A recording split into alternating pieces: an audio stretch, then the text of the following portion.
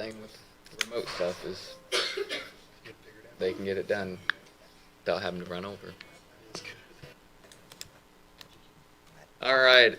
Good morning, ladies and gentlemen. Welcome to the November 17th, 2025 Commissioners meeting. There are Title VI forms in the back corner by the door if you'd like to fill one of those out and return it to the auditor's office. And if you'd please rise. Janet, will you please lead us in the Pledge of Allegiance? Pledge allegiance to the flag of the United States of America and to the republic for which it stands, one nation, under God, indivisible, with liberty and justice for all. And if you'll remain standing, Dennis Spears from New Point Christian Church will lead us in prayer. Heavenly Father, we thank you this morning, Father, for the ability to be able to make changes, the ability to be able to do things for this community. We thank you for this community, this county. Father, we just pray that you would be with all those who are here this morning, whether those making decisions or bringing up things or whatever. Father, we just pray that your will would be done for this community. We pray, Father, that you would just continue to bless us and in so many different ways that you do. Pray, Father, that you would just help us to continue to grow closer together, grow as a community, and be the people that you need us to be. We love you. We thank you for Jesus. In his name we pray. Amen. Amen.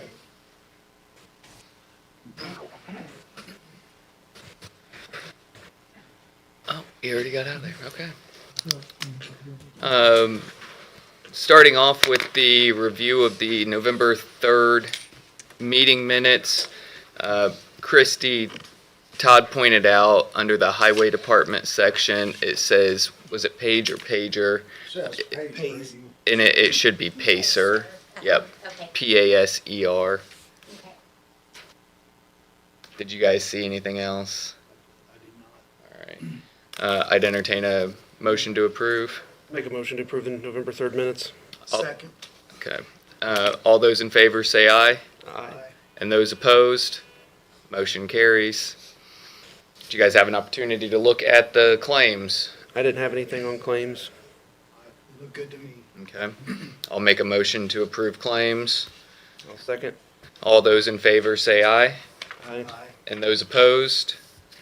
Motion carries. Moving on to payroll. We had payroll for the week of November 7th, 2025 in the amount of $408,566.54. I didn't. Payroll looked fine. Yep. I make a motion to approve payroll. I'll second that. All those in favor say aye. Aye. And those opposed? Payroll is approved.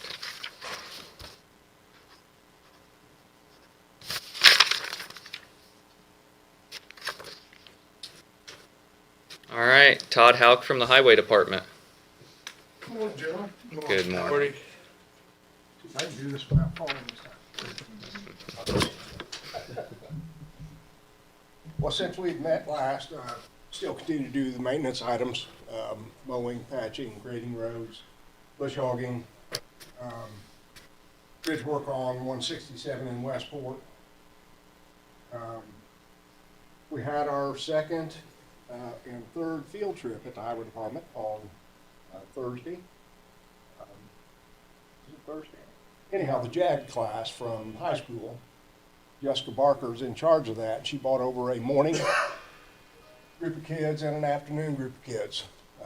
Went very well. They had a lot of questions. We kind of just informed them of the assets that we're responsible for. So I think it went pretty well. Had 200 ton of salt delivered us last week. Had quarterly bridge meeting with NDOT. We're in compliance for bridge inspection. I got the bridge asset management plan uploaded into LTAP. And currently we are on schedule to get the bridge beams delivered December 9th for the bridge in Westport. Other than that, that's all I had. Did you have anything for me? So what's the timeline then for the bridge in Westport for it being completed? We're trying to have that done before Christmas. Okay.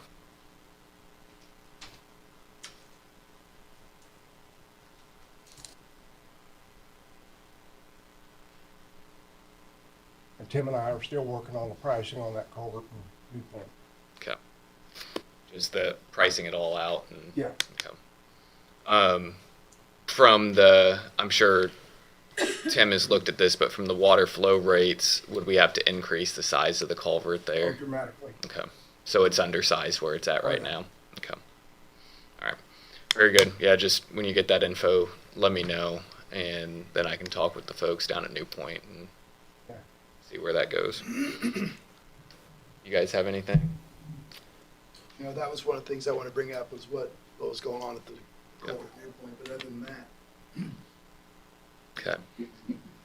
All right, we're going to have Mr. Dickman. I know there was a concern that you had on 200. So if you just want to go ahead and hop up and explain what your concern is. And Yeah, in 2013, I paid to have the county road 200 South blacktop in front of my daughter's house, but couldn't keep the cars clean. And this past September, during harvest, seen Globe go down to the end of where I blacktopped and then turns in the gravel. They cut it down 2-3 inches. Well, I thought, well, they're gonna blacktop the rest or chip and seal. Well, they left and they went up the road to Taylor Court. They cut 280 and then blacktop. I think they made a mistake and cut my blacktop. Now I got a hump like that. It was tapered, and I like to have that fixed. I thought we already came down there and did repairs on that. Nope, I seen a truck there, but there's nothing I'd done. Checked yesterday. They may have put stone, but no blacktop. I mean, I was this fall driving the drain trucks and wagons across. I went down there 2 times and raked loose gravel up, but the loose gravel just takes off. Yeah. I'll follow up on that deal, get that tape deal, I thought it was already done, but. Nope. And also, when I did that 12 years ago, Mark Moore, I worked with him. He told me 3 options I could do on that road: chip and seal it, put a coat on, or I could do the best, put a base coat and a top coat. So I had did the base coat, top coat. So now, with that road, if there needs any repairs or patching, is that my baby or is that the county's? it'd be the county's responsibility. You know, the last 12 years, I probably saved them. I don't know how many loads of stone on that. How long a piece Ooh, is that, shoot. Dennis? Oh, man. I spent 19,600 is what I wrote the check for, and then I spent 1,000 on 53s. I dressed both sides myself that fall. Yeah. It's a ways. Yeah. Of course, now it's probably 50,000 Yeah. to do that. yeah, it's still a county road, so it would still be under Our responsibility. our responsibility to Okay. maintain. Yeah. So, yeah, if Todd, if you can just make sure that's taken care of this week would be preferable. And if something hasn't happened, Mr. Dickman, go ahead and give us a call. Okay. Yep. Thank you. Appreciate you Thanks, coming Dennis. in. Thank you. All right. Anything else for Todd? I don't. Okay. Doug Westerfeld, area plan. Good morning. I just wanted to give an update on the comprehensive plan. We started with we had a kickoff meeting last week with SERPC and HWC, and they've put together, HWC that is, a project onboarding plan. So this week I'll be putting together the steering committee, which will probably be about 15 individuals from the community. And that first meeting with them will be scheduled for December the 11th. And then as far as the community workshops, they'll begin next year after this holiday season. So in January as well, we'll really be ramping up and kicking off and moving full bore. The goal is to have this done by the end of next year. So I just wanted to bring everybody up to speed with that project. I was at the SERC meeting Wednesday in Versailles, and we had a discussion about this. I thank them for the help with the Ochre grant and all that, so that we talked about our onboarding and how it's going, so. Yep. Very good. Yep. I think their projected completion date was November of '26. Yeah, yeah. So, Yes. yeah, so it's a good timeline. I think it fits with everything that we have in place, and yep. Has there been any discussion to the other count or the other areas about hopping in on the comp? Yeah, so I had a meeting with them last month. We had a small town community meeting with all the leaders from those towns. I don't believe any of them have the resources at this point Okay. to jump on board. St. Paul they have their own. Yeah. They're doing their own, but New Point, Millhouse, and Westport they just can't come up to grips with the funds to take care of that. And they understand the benefits of it. A lot of these plans, obviously, it's the ability to have a plan and project forward of what you want your community to look like, but also they're an asset for those communities when it comes to getting grants to put those, make those future goals come to light. So. No. Any other questions for Doug? Anything from the well? Okay. Thank you. Thank you. Ryan Robbins? I don't know. I emailed it to each of you. I just saw that, but it won't open. Oh, it won't open? Wonderful.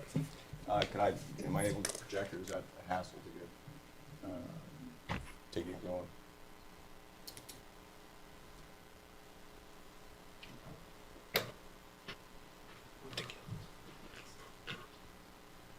Usually a plug-in. I don't know. Where's that? Plug for the. I think it's storage. Oh, right back. Yeah. Well, if you, Do it. There should be I think it's a dongle thing like that. But- Is there not a cable sitting there? Oh.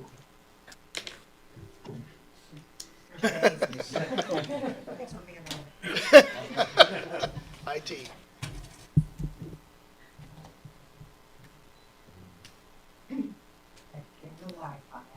okay. It's the one that says it's the one that says meeting room though. Not Yeah, there's two different Wi-Fi's. I'm on And then meeting. Okay. it'll pop up on here in a second. Okay.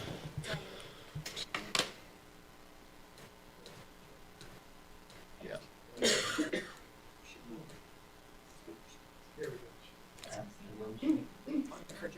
Oh, okay.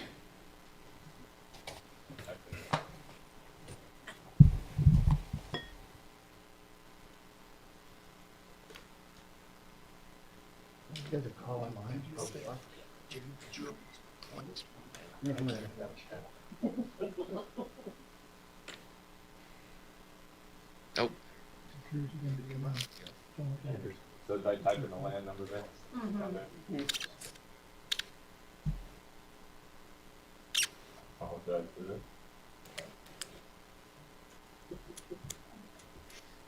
Maybe down into that.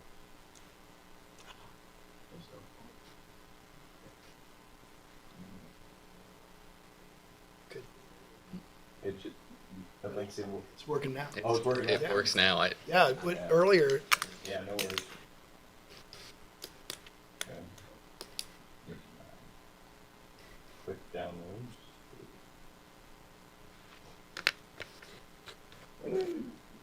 So will that app be on my desktop then, like you suggested?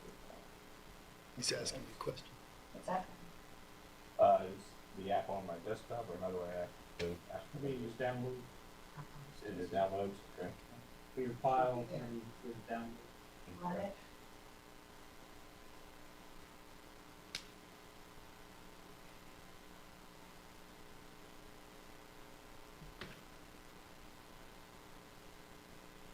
Okay. I'll, do something else.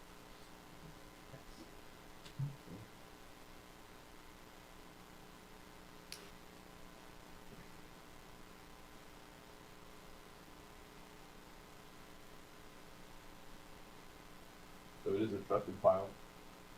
So it's in a secure connection, the file might be tampered with. Yeah, it's trusted. Okay. We'll find Dave will out. fix it if it's not. How, Okay. Okay. He has to leave. Yeah. You want to allow it after they change the advice? Yes. Yes. Okay. You're signing everything away now. I hope that's okay. If you could, just leave us your password too. Are they my social?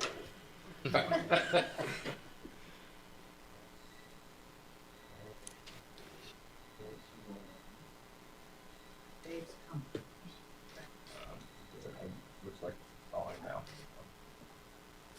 Gotta take us to fun or something, Brian. Yeah, exactly. Do a little dance. Well, what I can do while this is downloaded is explain what the housing needs analysis is and what it isn't.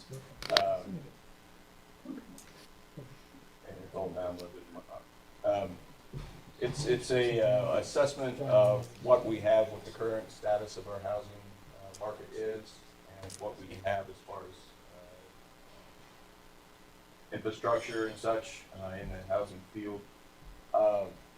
But it's more of a diagnosis, not necessarily a prognosis or treatment or something like that. That comes with plans like the comprehensive plan we just talked about, whatnot. I'm looking through. See if I can get anything to project. Anyway, so what? And I'll just start on my slides as he gets here. What the project overview was is that they started off with a project launch course, and they took a look at the existing documents that we have, the existing comprehensive plans, the city plans, the housing assessment we did about 6-7 years ago, and took those into account, the public input that went into those kind of pieces. And then also, they took the actual data, what's on the ground, what the projections for population, median income, development over time, that kind of thing, and took that into account, as well as some stakeholder engagement. They met with groups representing the ag community, local industries, developers, elected officials, both city and county, and took their input and their expertise in developing this report. And then they came up with some general goals for the area based on what their findings were. Some of the key findings of the report. We have seen a recent change in population growth from 2000 to 2020. We experienced a significant amount of growth from 20 on. We look like a little bit stagnant, maybe even projected to fall a little bit. So we have that kind of trend going.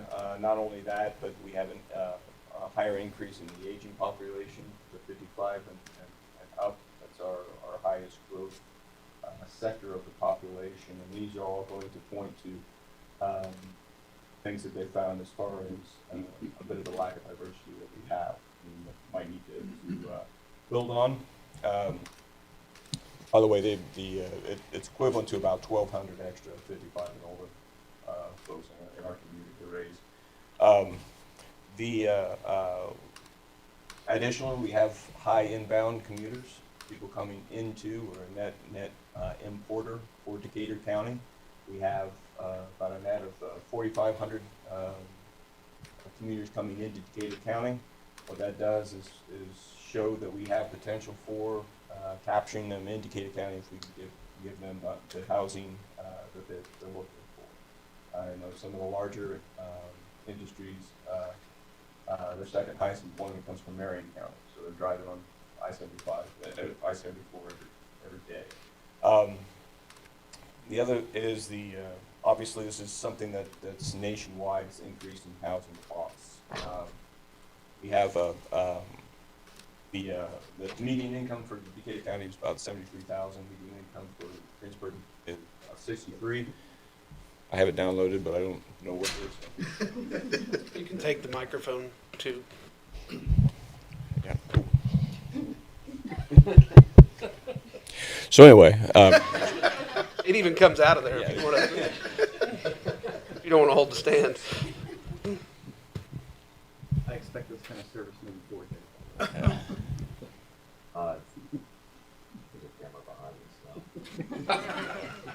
So this plan will lay out a way to try to help capture those folks, or what's what it's going to do is provide us with a bit of data, essentially, to where we can go to developers, we can go and market ourselves, and actually to those folks, get a better idea of, again, what kind of diversity they want. We'll go into a little bit more, but the idea was that the more opportunities we have for housing, the greater mix of housing, the greater mix of choices, the better chance we have to market ourselves to some of those commuters to keep them in Decatur County. And again, receive the full benefit, especially if there's a shift towards, income taxes. If we're having commuters, they're going back home, and their income taxes are going largely to where they live. The large part of the commuters, is that based upon, do we think they're working here, or is this also like some of the data that Erica pulls, like where they're coming here for baseball tournament or softball? This would be working. So it's all working. Yeah, just straight up workforce. Okay. Yeah, it's a good question. You've seen. Thank you, Dave. Yeah, thanks. You're the man. Dave.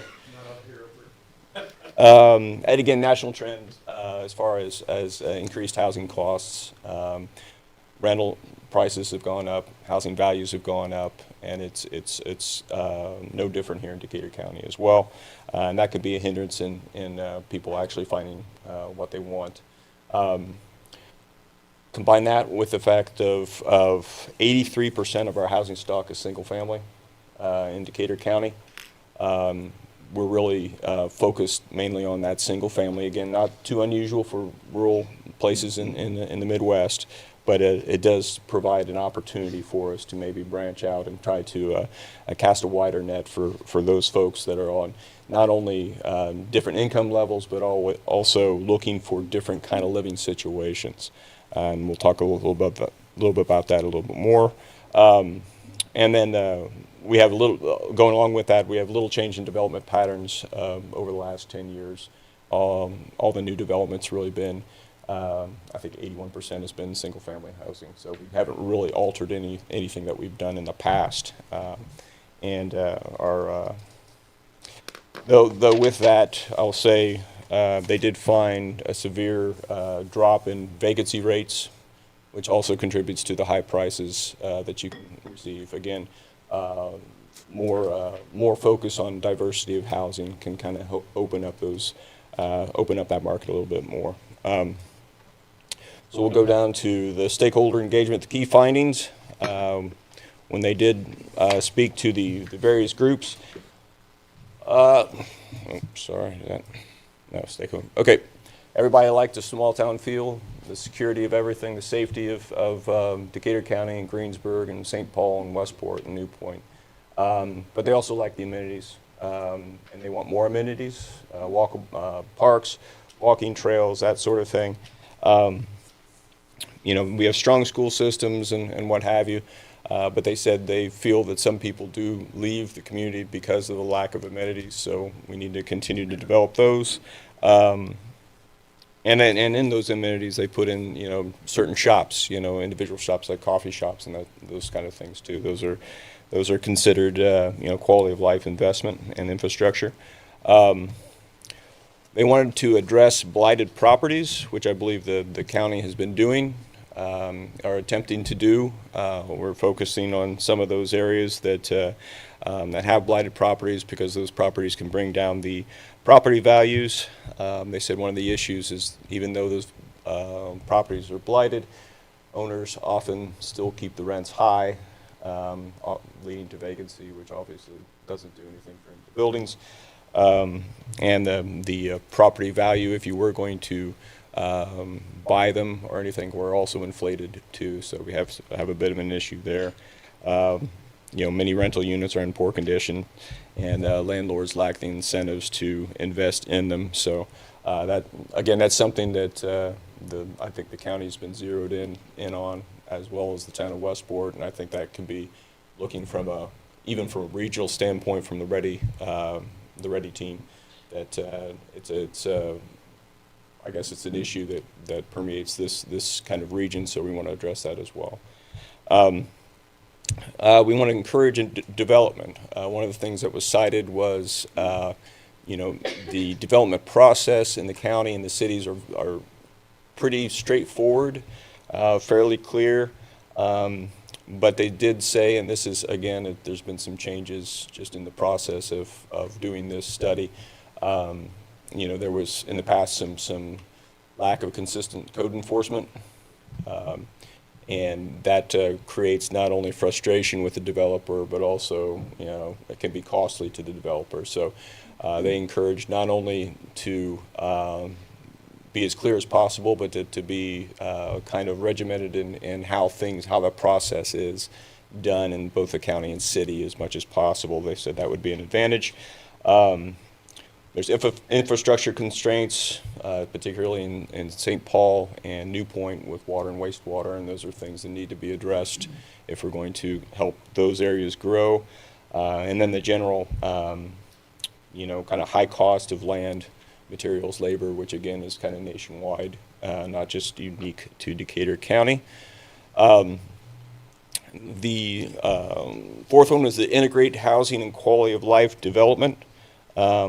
I think kind of goes without saying, but one of the things they stated was, again, referencing to amenities.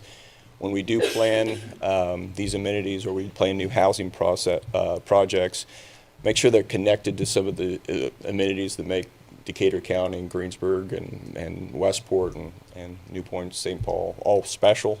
Make sure there's connectivity there. Not only just because of quality of life, walking paths and everything, getting to and from, but also a lot of the industries were saying many of the workers like to either walk, bike, etc. to work. Sometimes there are hindrances to people working simply due to transportation, and being able to connect them with another means of access is advantageous to the communities that have that infrastructure. So something to take in mind when we do talk about quality of life development. It's not just parks and green spaces and that. It's sometimes it's straight up infrastructure for transportation to and from work. So, and then at the end it says to develop a strategic plan for housing. I think that's something that's going to be covered pretty well in the comprehensive plan coming up, or I hope to push for that. So we want to make sure that that's a big topic that we cover in that during that process. Let's see. Did I get those? Yeah, I guess I did. Okay, I guess I addressed them. Any question? I know there's a lot of content in here, and I tried to keep it quick for you guys. And this is just a brief overview. If there are any questions or anything like that, Connor from TPMA, and I forgot to plug Thomas P. Miller and Associates who did this. It was covered by a collaboration between the city, the county, and the respective redevelopment commissions, a great cooperative effort to get something like this done. Any questions, any thoughts that I might pretend to answer?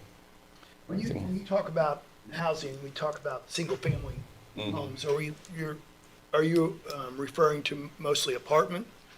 No, single-family homes Just, would are you be talking the. about just a single-family residential? Yeah, and I feel like I Okay. skipped a whole. I might have skipped. Anyway, to talk about the senior aspect, actually, I might have. Well, that's why it glitched. Okay. Yeah, one of the things with the rising senior homes and the need for additional diversity. One of the things we do not have is that medium density. We're talking duplexes, the townhomes, the specialized neighborhoods. Some have 55 and above neighborhoods where everything's kind of, strategically placed out and easily accessible. We don't have anything like that, and anything close to that in Decatur County is actually full. An example of something like that gearing towards the senior living would be Crown Point out on South 421, which I think has been full for some time. We don't have that type of diversity. those kind of the duplex homes and the townhomes and stuff, what they've found is not only attractive to seniors, but also to those recent graduates who don't want to take on, who can't take on a full single-family home. They don't want the big multifamily, they don't want the maintenance of taking care of that, but they also don't want to be in a gigantic apartment complex. They want that in-between experience. So, kind of concentrating, looking for opportunities in the duplex, the townhome kind of structure. Again, ideally close to, centralized, to the area where it might be, connected by walking paths or what have you. That seems to be a real attractive housing situation for not only the seniors, but also the recent grads. And those are the recent grads that are coming to work for, Delta Faucet, Honda, and those kind of thing, Nipro and such. So it's a kind of a dual market attraction right there with those kinds of, and they're affordable too, or you can make them in such a way. I think they were asking, target rent is trying to get below $1,000 a month.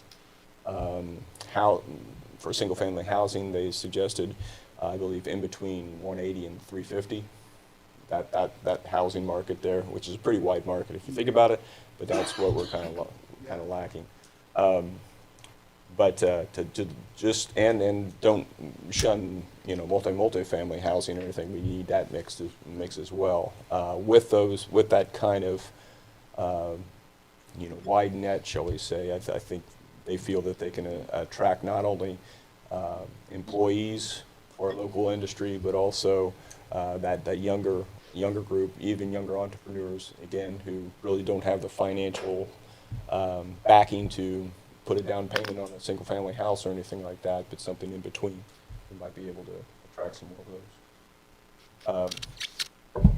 But yeah, when we talk about single-family, we're talking about the traditional white picket fence and everything. Multifamily would be large apartment complexes, condos. Bill, can you get that?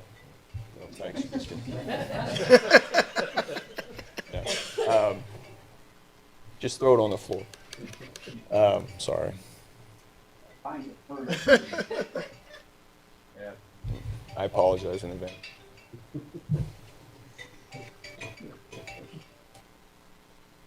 Anyway, that would be. But you're going to take it. Yeah, I gotta take it. Excuse me. And then by that medium density, we're talking townhomes and duplexes and that sort of thing. So it is. One of the cool things they also did in the study, and I can encourage you guys to take a look, and it'll be up on the websites. I'll be giving this presentation tomorrow, hopefully a little bit smoother for the council as well as to the city council and to the respective RDCs. But they do have some benchmarking communities that they compared us to measure their diversity in housing compared to where we are, and you can see that we're significantly lower on what we offer. So that's about it. Encourage everybody to take a look. If you have any questions whatsoever, I know that the city is looking into building on this and possibly doing a retail gap study for the city of Greensburg anyway, and jumping on some of the findings in here. So I hope we do the same with the comprehensive plan. I hope this kind of helps influence where that goes. I think it shows a lot of opportunities for us, Yeah. for those, and maybe targets, and gives us more specific, narrows those things down to what we should look at. Well, and it helps. Comprehensive plan will definitely steer us in that direction as well. I think this helps us. It helps developers take a look at, okay, what would work here in Decatur County and the respective towns and cities. But also it helps us be able to attract those developers also that might specialize in duplexes, townhomes, or assisted living neighborhoods, that sort of thing. So it gives us some good food for thought and backs it up with some stats and data. Yep. So it's great. That's good. All right. Thank you very much, Brian. Thanks. Let's see if I can get this on. We can just shut the projector off if you want, Chris. There we go. Thanks. Sorry about the technical stuff. Not at all. All right, Leanne from Communications. Good morning. Good morning. I'm just here for the final part of moving forward with our upgrade on the 911 system. Um, Just trying to, I sent you all the contracts, support and maintenance, and also the equipment purchase. I had Josh look it over thoroughly as well. Obviously, a lot of that was gonna involve him to make sure he didn't see any issues with it. Just a couple of things to point out on that support and maintenance contract. Currently, we pay already 23,000, a little over 23,000 a year. And what the maintenance is going to be for this new system is the same, is just a little over 23,000. The other thing to take on that equipment purchase, when you look at it, obviously it is a big number, that 223,000, but that's already got half of that first year's maintenance already built into that as well. But did you guys have any questions? Upon signing, we will have to put down 50%. Obviously, this was something we started, obviously going through the 911 board and everything that we have to do to get the quotes and everything first part of the year. I'm glad to see it coming to fruition here at the end of the year, but the monies that we just moved, obviously, we're going to probably have to do again next year because it's going to go back to the general. Then we'll have to move it back to finalize it in the spring, but at least we can get going on it. But I have copies if you guys need those for the signing. Do you guys need those? I didn't have any questions. Did you guys? I did not. Yeah. Yeah, I could go ahead and use some copies there, Leanne. Okay. I think they're requiring all 3 signatures on it.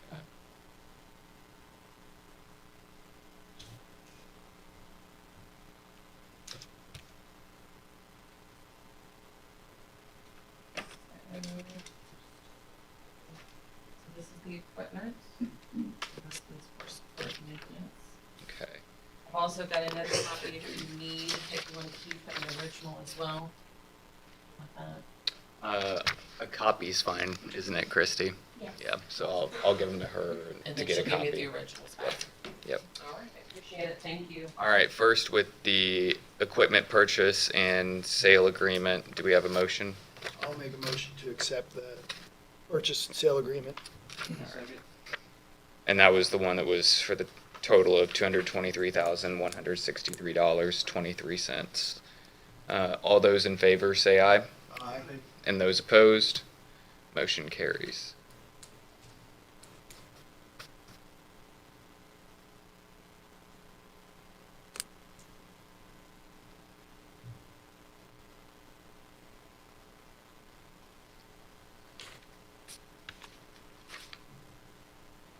All right, and then up next, we have the support and maintenance agreement in the amount of $23,084.31. I'll go ahead and make a motion that we accept this support and maintenance agreement. Is there a second? I'll second. All those in favor say aye. Aye. And those opposed, motion carries. Thank you.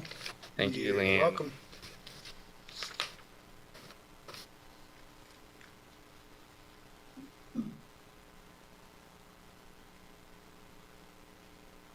Been a process, hasn't it?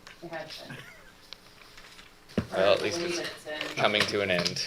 over a year total, I think. Yeah.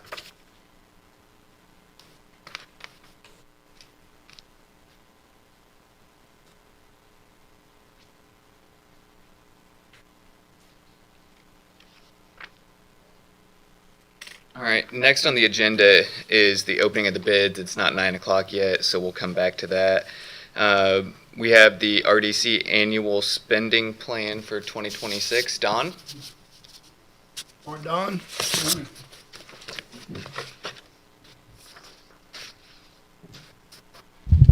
Yeah. Hopefully you have a copy of Yep. this, I think. And what we do, we have to prepare an annual spending plan required by the state. I'll just go through it real quick. It shows projects authorized under our economic development plan at 5.7 million. Now, that's not what we're spending as such this year, but that's what is available for us to spend. In the amount, we have roughly $4 million in our accounts right now, and we'll get another 1.7 million in excess revenues this year. So that's the 5.7. Of that 5.7, we have already committed 600,000 to 3 different projects. That includes the storage building for the Emergency Management Association, and also some money for the Parks and Rec baseball complex, and also for the Fairgrounds Community Building. We've committed funds for those 3 projects. The other item that we had listed as an expense is there is an agreement with the city of Greensburg to share those excess funds from the Honda area, and that's another 1.5 million that their RDC will get this year in this process, but that's listed under our overall project.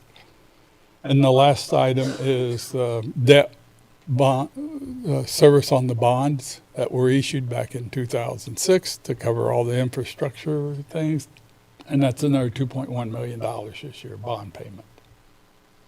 So, and we do have administrative expenses of $15,000 a year we can spend. So all total, that's $9.5 million that we could spend this year. I don't think we will, but we could spend that much this year. So we tried to be responsible in those excess funds, and that $4 million that we have in the bank, we tried to be responsible with that. Do you have any questions on that? I don't. It's fantastic how you guys are able to spread around to different projects to help different areas in the community. Yeah, it's great to see our community is growing and improving. So we're glad to be part of it. Very good. Well, we appreciate all your hard work and due diligence. When Yes, you're thank you. looking at those dollars, that's a big responsibility, and we appreciate that. Okay. Thank you, Don. All right. Thank you.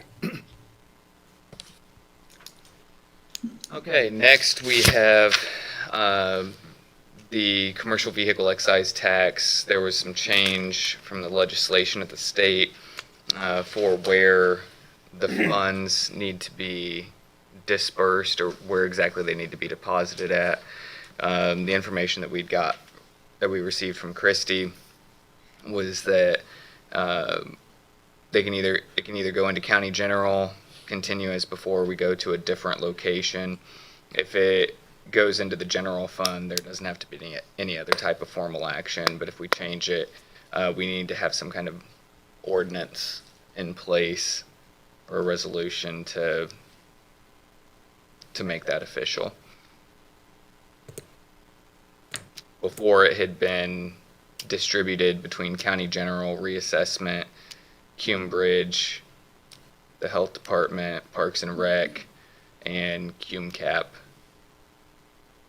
All of them getting a percentage.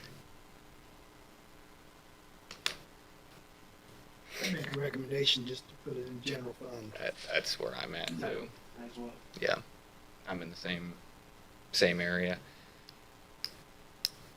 So I'll make a motion then to go ahead and put all of the excise tax into county general. I'll second. All those in favor say aye. Aye. Those opposed, motion carries. Up next, we have board appointments for the hospital. It looks like from the letter that they'd sent over to us last week, Malcolm Myers and Tammy Williams, their terms are up at the end of this year.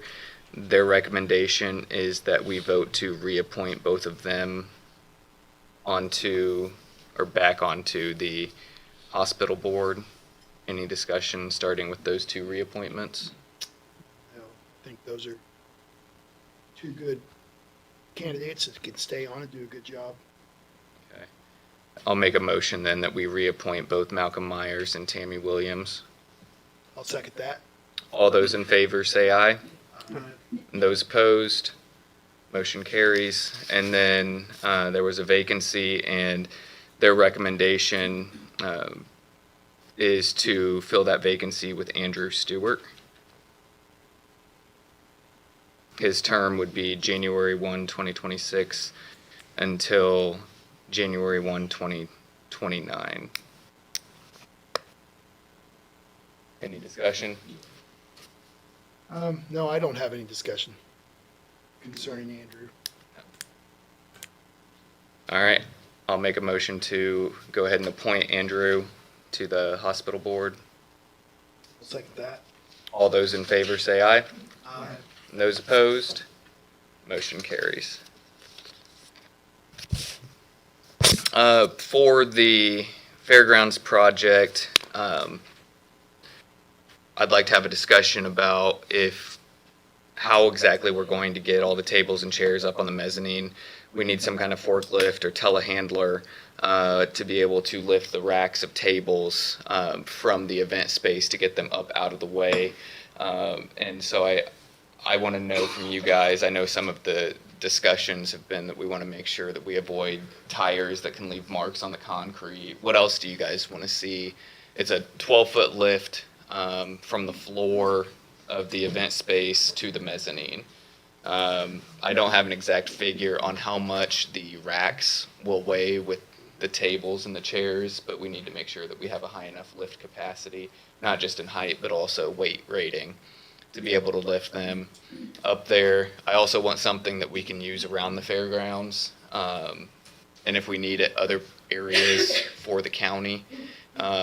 So it's not just a dedicated new community building piece of equipment. It's something that we can use other places. Yeah. Well, my first concern is, and when we're looking at this, is that we make sure that we purchase something that is for that capacity, not the minimal amount. We make sure that it does get the height that we need, the weight that we need, but go over that just to, enough that it's not at its max.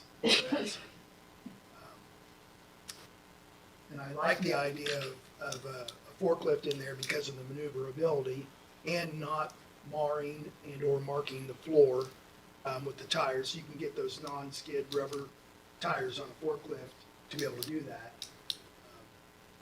You did mention something about a telehandler, which is a bigger piece of equipment. Much bigger, yeah. And not really viable for that use to move tables It would and chairs definitely be around. cumbersome in there. Yes. It would, But it would be definitely beneficial to use elsewhere. elsewhere throughout the fairgrounds Yep.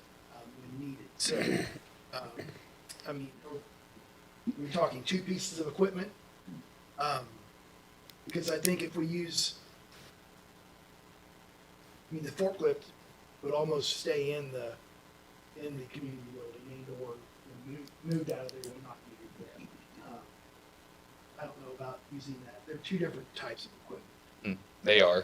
I think that we would still be able to use the forklift if we had a box on the front to be able to lift people up, because I know during the fair prep, we are having to use a telehandler or something else, another piece of equipment to get people up in the air to hang signs or work on lights or fans or anything like that.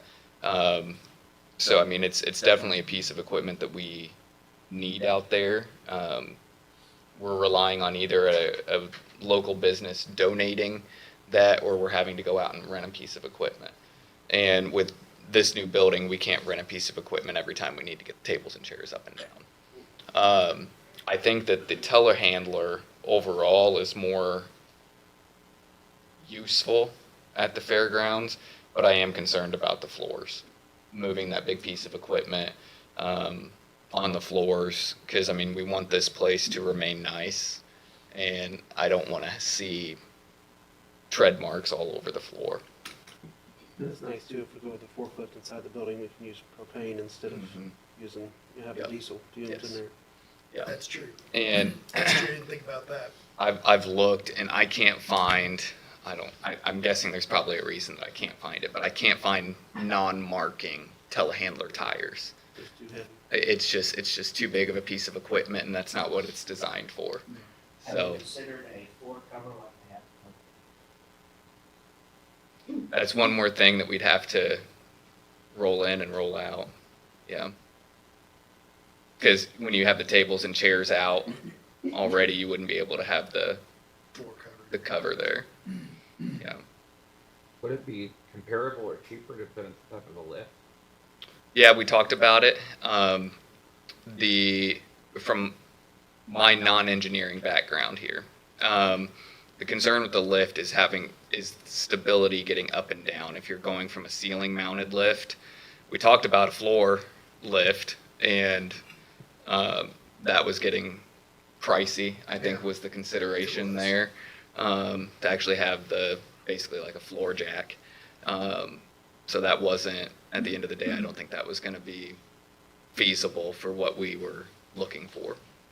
Yeah, I mean, used forklifts aren't very expensive. No, I mean, you can find them from $10,000 to $100,000, depending on if you're going from used to the biggest, newest, fanciest piece of equipment. Service, all your local forklifts. Yeah. Yeah. So I think that we can probably find one local. Any thoughts or feelings, new versus used? Definitely used. Okay. Definitely used, definitely propane. We have an outlet here locally. Yep.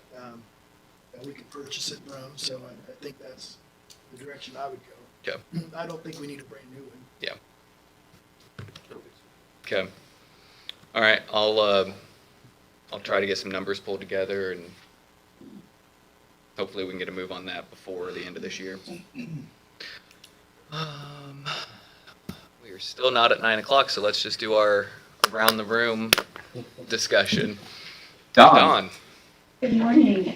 Thank you all for attending the 2025 annual dinner and cash bash fundraiser. And for those who were in the room who also attended, we saw, I do need to go back and do an exact count, but probably 240 community leaders in that room at once, which was great. I know by the time I stepped off the stage, as we were beginning entertainment, I was made aware of about 3 to 5 different business collaborations that happened that night.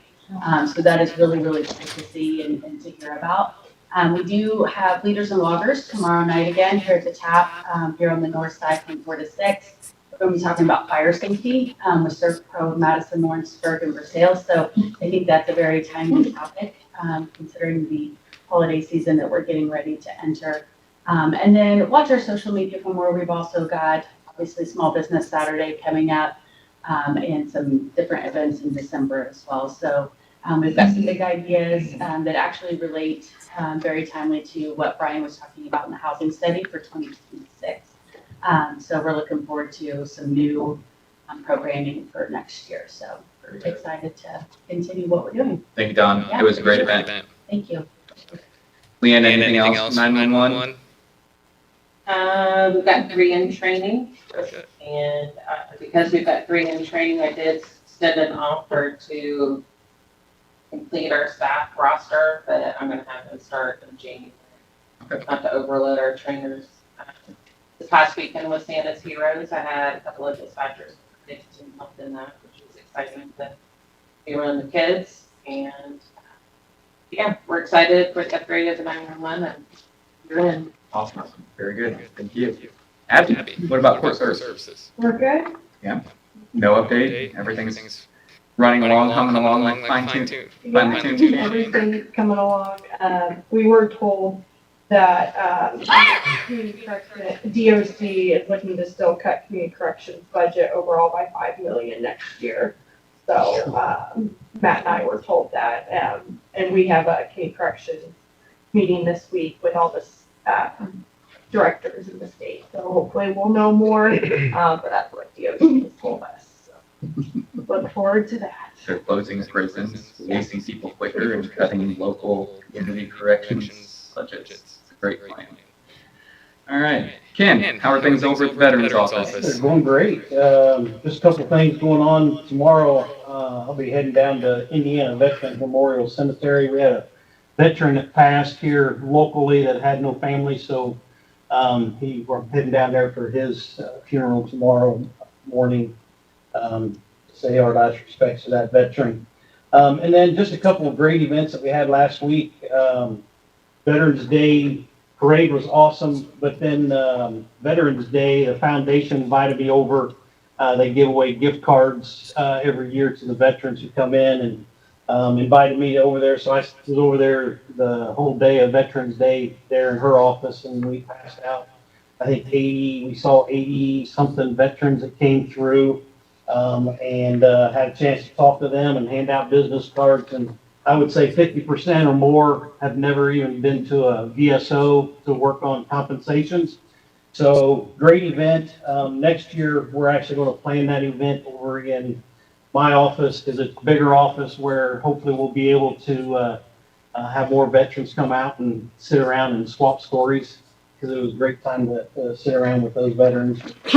And then thanks to Dawn for inviting me last Wednesday to the radio station for her Chamber of Commerce segment, and just had a good hour or so. They were just sitting around talking and on the radio about what we do and how we're trying to help the veterans in our community, and about the van that we just purchased that hopefully will be up and running by the first of the year with transportation. So other than that, I think we're moving in the right direction. Fantastic. Great to hear you. Next leaders and officers right there. Yeah, we're talking. There you go. Gabe, go ahead. Yeah, I have something too, just real quick. So I wanted to announce that we are moving forward with blueprints and design work for the pool. We do have our first large commitment that has been presented to us. And we're working on several avenues for funding, but at least that we're excited to move forward in the right direction. I wanted to officially say that. Good. Mike? Continuing evaluating potential maintenance contracts for tornado sirens. I really thought the process would be a little faster than what it was, but it's not. I have more questions and a lot of back and forth emailing, and hopefully when I get a phone call with each of these people to discuss something, additional details. But the prices get better. It is. That's true. It's good. So it's still working on it, and hopefully before the end of the month, I should have better details. Good job. Good. Good job. Thanks, Gary. Kevin, anything on the insurance front? No, claims have been good, what I see. We have one big claim we're working on. Other than that, all good. Good. We did get the Diamonds, the AstroTurf, we got that separated out with the lower deductible. Okay. Very good. Sheriff? Good morning. Good morning, sir. Because there's been so much attention paid to sheriff and commissary, I want to be transparent. We're getting ready to make a purchase out of commissary that fits the Indiana code of the equipment. Our current balance in commissary is $112,000 some change. So what we're going to purchase is patrol rifles for all of our cars. We currently have four different types of long patrol rifles, in our cars. We're going to get one platform for each car, so it's continuous against all of our cars. So again, the bottom line price for trade-ins is $40,300. That includes optic sights on them. So again, once we make this purchase, we're going to have the same gun in every car in case for some reason we need to swap cars or swap guns, whatever the case may be. So I just want to make you aware of that in case you have any questions. Again, it's under my registration according to the Indiana code. So it's a purchase I think we need to make. So again, just information for you, unless you have any questions. Does all cars currently have a long gun in it? They do. Okay. Some guys are carrying their own. That's what I thought. Yeah. My understanding was that I know that talking to law enforcement, some have their own gun. They do. Okay. So again, we want one platform across the whole system. Okay. That's our goal. Very good. Thank you. Thank you. Janet? Currently training 2 new people. We have a 3-day election conference next month to prepare for next year's big election. I was wondering, we're still planning on doing, early voting over beside the unit. Do you know how the, voting, George? We had a conversation about that at the MA meeting with Mike. And we had a discussion about how do we navigate that this year with the early voting. CIT team is currently in that space. Oh, they are. Yes. So some of the thought process is that the mayor has offered the possibility of using a room in the city hall for CIT to move over there for a short period of time. And then you're still using the space that we have in the annex for the voting, early voting, where it was last year. So keeping that space, because we were concerned as we talked that it's bounced around a lot, the early voting space, and people get confused on where it is. So we want to keep that there at the annex. But we've got to figure out what to do with CIT. I don't know, Bill, you probably have not heard of this. I have not. Okay, this is an option that we're looking into, and because of what's going to happen is the CIT is going to move to where the solid waste is when they move out. And the solid waste is currently working on moving as well to the street department. So there's a lot of pieces moving around. But the mayor has offered as a possibility, there's an open room where the fire training room was, if you know where that is, in City Hall, in the back corner, to use that for CIT. Could we not use that hallway just south of the current CIT room for voting or not? I don't believe the hallway is viable. It would be secure for our machines and Yeah. you have to have everything locked up. And that area that we have currently is handicap accessible. That's a key for early voting, it has to be handicap accessible. So, again, this is a discussion we talked about, but nothing has been. Okay, we didn't realize that they were in there. We just had an election board meeting this week with, we approved all of the early voting hours already for the primary. Mhm. And, like a new vote site, a new poll center in New Point, so we weren't aware that we had to do there. Yeah. But we're still good. We're working on that. What about the EOC? Pardon me? What about the EOC? The gym. Well, we talked about that, but it's not, well, they would have to enter into the handicap accessible area. Gary, you explained this. We talked about this, but the EOC is not handicap accessible.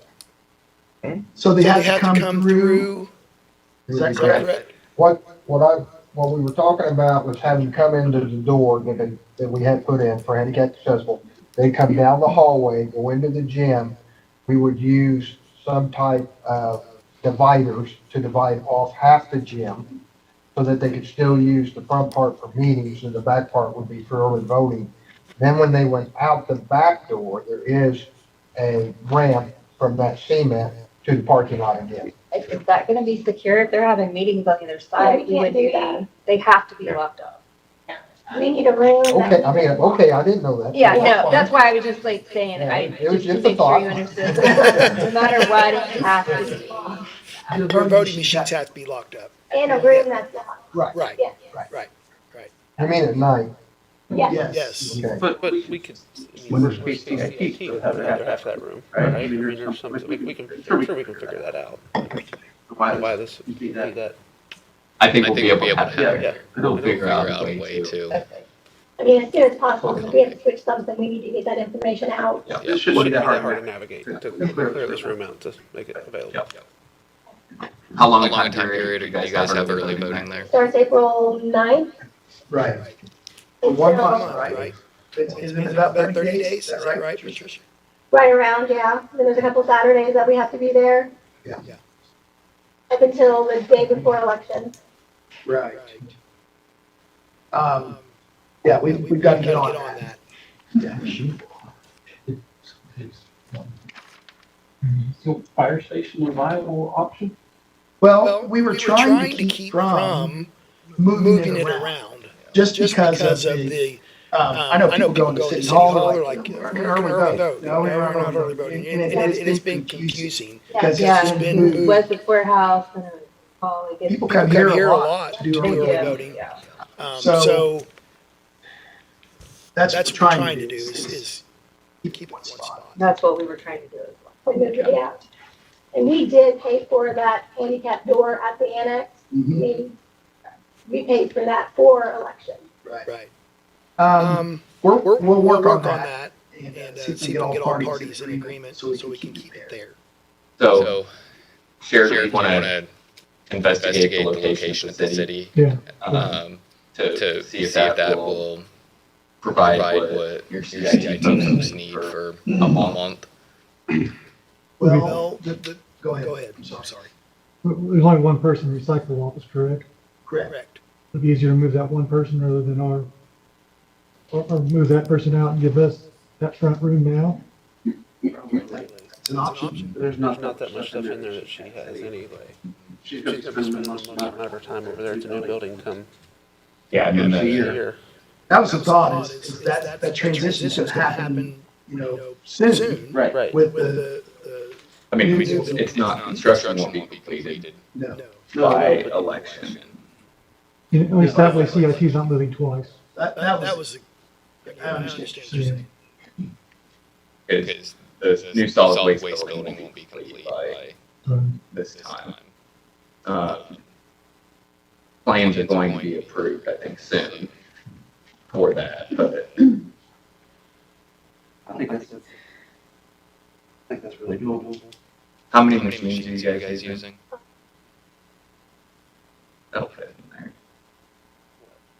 Five voting machines. No, they're saying move CIT CIT to solid waste now. Yeah, I think that'll work. I mean, we had discussed that early on, splitting that office early on with them. So, yeah, I think that'll work. We have to put Stephanie somewhere. I don't know. We'll figure that out. Okay. All right. Well, thanks for that. That was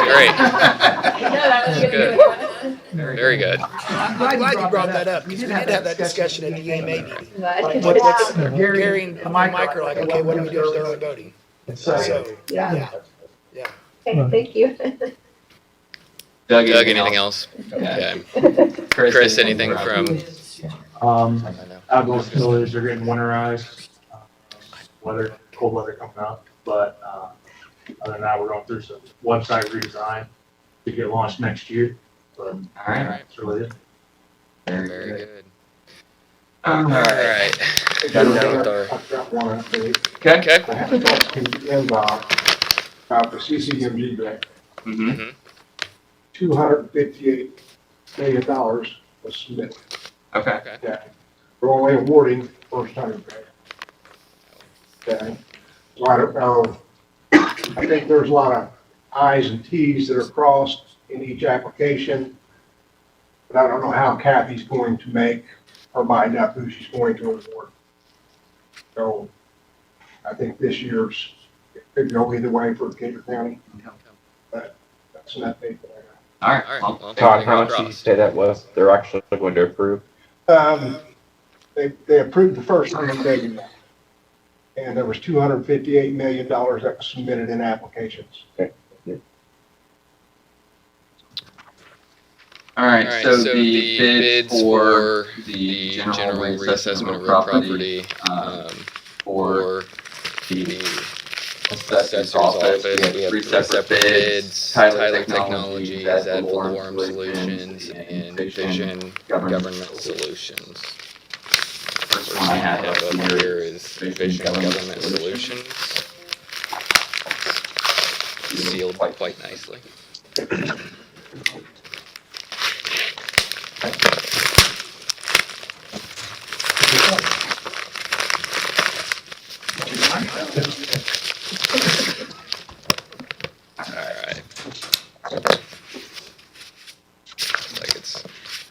copies here.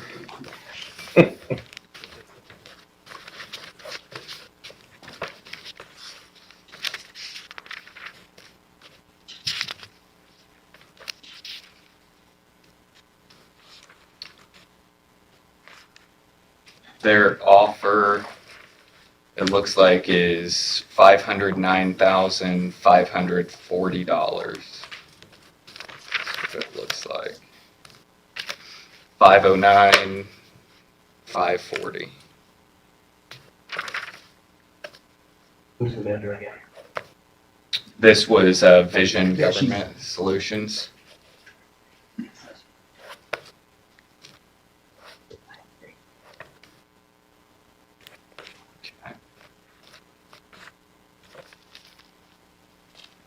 What is this for again? Assessments, property assessments. Up next, we have, I'll find out when I open it.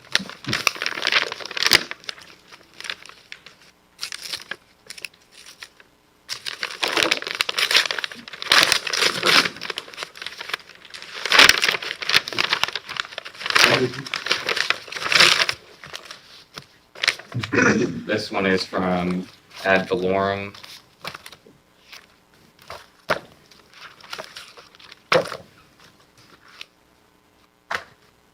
On the cover page of this one, it looks like their bid price is $486,720. $486,720.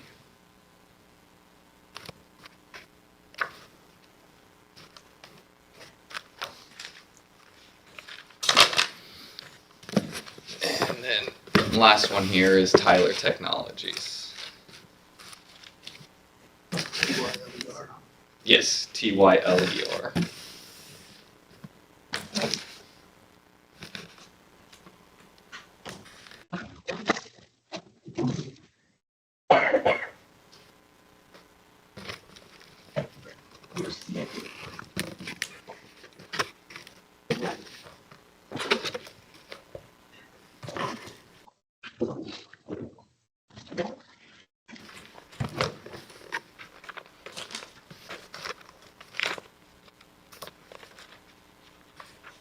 And it looks like their bid price is $476,100. $476,100.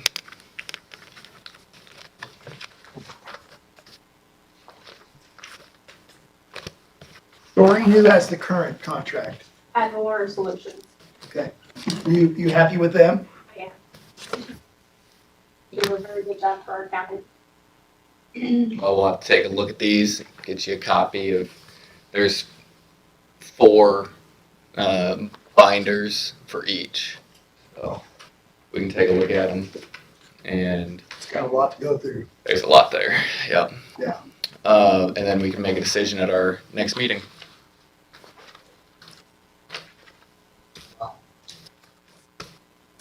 All right, I have checked off everything on my agenda. Anything else for you, gentlemen? One other question for Doreen. Doreen, how long you been in office? 24 years. Okay, what other companies have you used prior to Ad Valorem? The companies that we have used in the past has been ARC and another one, Accurate Assessments, I think. Is not any of the companies that have. None of these other two, Tyler or Vision, you have not used these prior to? Okay, all right.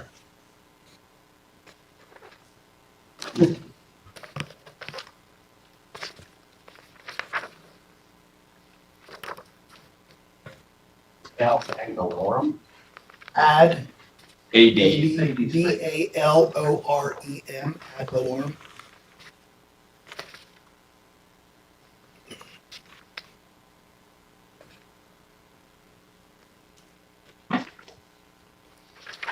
Doreen, can you send us a copy of the RFP? Yes.